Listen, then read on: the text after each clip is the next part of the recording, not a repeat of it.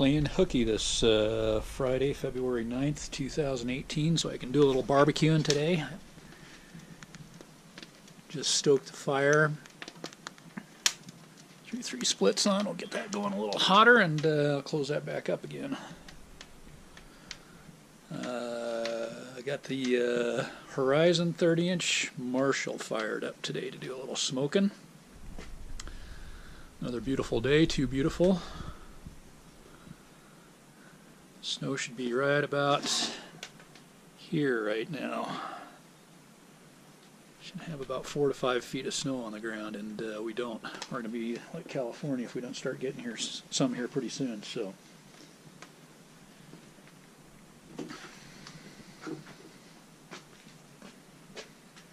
This is one of my favorite smokers. I made some additional tuning plates to put inside so it cooks nice and even across the whole pit if you want it to, or you can adjust them to have some hot spots if you want them. It seems to draw pretty well. Nice thin blue smoke, the coveted thin blue smoke for barbecue. What do we got cooking today? Chicken and a couple of briskies. Those are going to get wrapped here pretty quick. They're getting some pretty good color on them. They went on about 6 o'clock this morning. It's 11:30 now. I'll give them another half hour, 45 minutes, and give them the old Texas crutch. I'm at an elevation of 8,500 feet here. That's 8,500 feet. And had real poor luck with briskets getting done. They would dry out. I'd cook them 16, 20 hours, and they'd just get dried out and never get done. They'd get up to about 195 degrees. Finally occurred to me that it might have something to do with the boiling point. So now I put them in a foil wrap, and they get oh so wonderfully tender. The Texas crutch. I'd prefer not to have to do that, but it seems to be the only way I can get them done at this elevation. Very simple rub on them. I just salt and pepper. I don't use anything to bind it except a little bit of spritz. And the spritz is equal parts bourbon and apple juice. I do that in part because it sounds cool. Another part because I can give myself a spritz every now and then. And I avoid anything with acid in it. No mustard for the rubs. No vinegar in the spritz and that sort of thing, so I get a nice smoke ring. Also, don't preheat or let the meat come up to temperature. In fact, I keep it as cold as possible for anybody who knows very much about barbecue. Of course, the smoke ring doesn't have any flavor whatsoever, but it gives it a nice, genuine barbecue appearance. So, in order to get a nice deep smoke ring, I put the meat on the cooker as cold as I possibly can.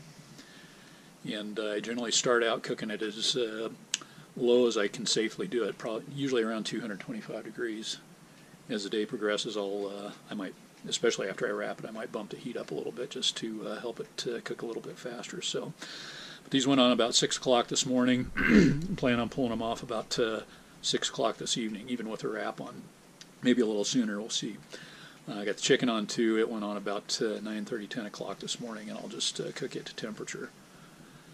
The brisket we're going to have for dinner tonight, and another one's going with Michelle to church on Sunday. And then the chicken breast we just use for our chicken salads.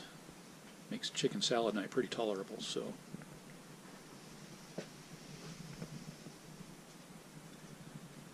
simple rub on the chicken too. Just a half a cup of coarse ground black pepper, half again as much kosher salt. A couple of tablespoons of chili powder or paprika, depending on what kind of mood I'm in. Tablespoon each of coarse ground or granulated garlic and granulated onion, and a tablespoon of cayenne. That's it. Very simple. I rub those with mayonnaise as a binder, just to help the skin crisp. It never really does, but it does get it to a point where it's at least edible, especially if I cook it at hot temperature towards the end. So.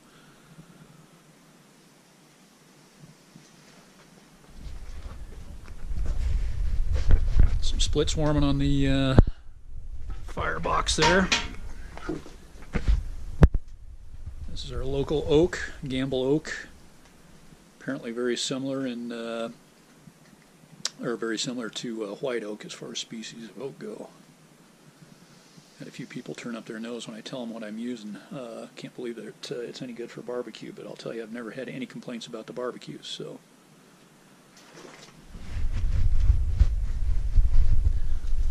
a little more about the smoker. It's pretty. I've got this is one of 4 smokers that I have. This is a Horizon. I've got a Durango 24 underneath that tarp over there. It's a Yoder Durango 24. Have a Yoder Frontiersman as well, and a Lone Star Grillz vertical offset.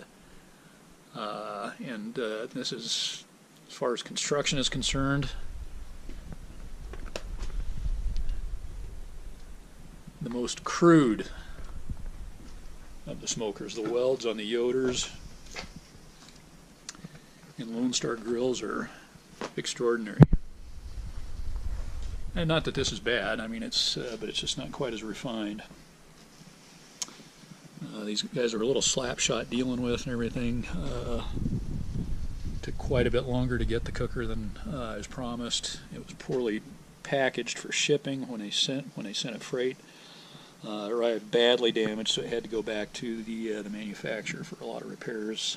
When it showed up again, it was in great shape. So, but all that aside, this is probably the best cooking smoker I have. The firebox is set a little bit lower on this than on the Yoders. The Yoders backdraft awfully. Whenever you open the door, you just get a face full of smoke. And they cook well, but this one's just a lot nicer to use. Not too much custom on this one. I did get the stainless steel front shelf. It's not mounted right now because I'm kind of confined on space. Got the cooker in the pavilion for the winter months. Again, we should have about 4 or 5, maybe even 6 feet of snow on the ground right now. As you can see, we got bare patches, so we're really hurting for moisture. Yeah, I had it. This one, they normally have just legs on the front and wheels on the back. I had them put wheels on both ends of this so I could roll it in and out of the pavilion. There's a little patio out here that I roll it out onto during the warm weather months, and then I can roll it inside so it's sheltered so I can still barbecue during the winter months.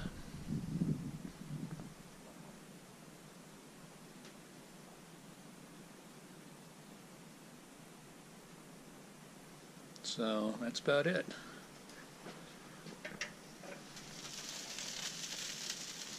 Things are coming along. I know. If you're looking, you ain't cooking. Just can't take my eyes off of it, though. The anticipation. The other thing I like about this is a single door. The Frontiersman is about the same size as this, and it has a big insulated firebox, which is kind of nice. This one has a grill grate that could go right over the coals. I do a lot of reverse sears type stuff. I'll take a thick ribeye, smoke them in the smoke chamber here, and then once they get up to about 120 degrees or so, pull them out and put them over the coals and just do a quick sear until I get it up to about 130, 135 degrees, somewhere in that range, a nice medium rare, and they are delicious. It's a really good way to go. I'll never cook a steak another way again. So and when you do it that way, kind of going back to the smoke ring, anybody who knows has studied this very much, you know that the smoke ring is the nitric and carbon dioxides or oxides reacting with the myoglobin in the meat, and once you get above a certain temperature, about 165, 170 degrees, I think, the meat just starts to turn gray. You can't get it to turn pink anymore. So that's where you get this this pink smoke ring, and that's why I always put the meat on cold. And in fact, smaller cuts like the ribeyes, I'll even pop into the freezer for about 30 minutes before I put them on the smoker, just to make sure that that meat stays cool on the smoker as long as possible, so it's reacting with the chemicals and the heat, the smoke, and everything, and the myoglobin to get as nice and deep a smoke ring as I can. And then when I sear the ribeyes, because of the combination of the smoke ring and the medium rare meat, they are pink edge to edge. There's no gray meat in them whatsoever. So again, a great way to go about it. Okay, well, that's enough. Looking forward to tonight.